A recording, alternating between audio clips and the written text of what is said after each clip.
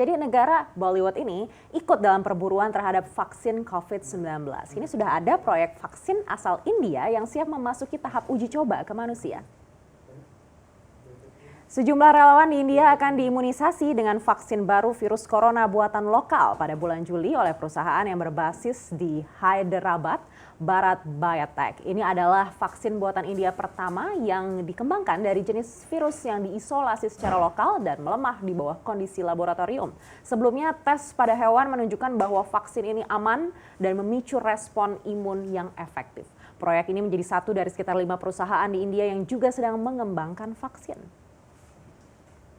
Ya, Neka, ini menarik dan juga Alin kalau kita berbicara tentang vaksin karena sepertinya sentimen vaksin ini kembali lagi tidak begitu diperhatikan oleh investor-investor global. Investor global malah lebih memperhatikan bagaimana sentimen terkait dengan jumlah penyebaran corona itu sendiri. Tapi bagaimanapun dunia terus memburu vaksin COVID-19 di mana sekarang sudah ada sekitar 120 proyek vaksin corona yang sedang berjalan secara global. Di mana pencarian vaksin ini menjadi penting karena corona masih belum jinak sementara kasus terus meluas dan harus segera ditangani dengan jurus pemungkasnya tentu saja vaksin.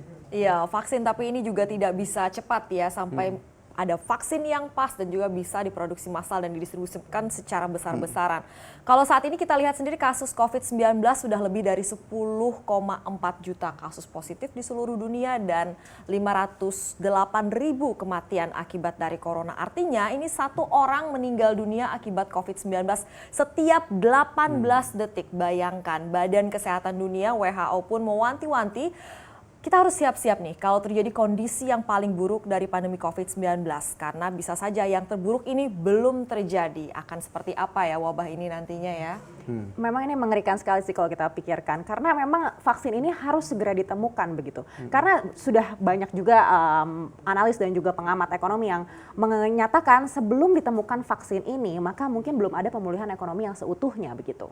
Baik, ini karena kalau kita melihat juga terkait dengan vaksin dan lain sebagainya, ini masih berkaitan juga dengan pergerakan dari indeks harga saham gabungan dan juga investasi-investasi lainnya, bagaimana nanti pasar akan merespon.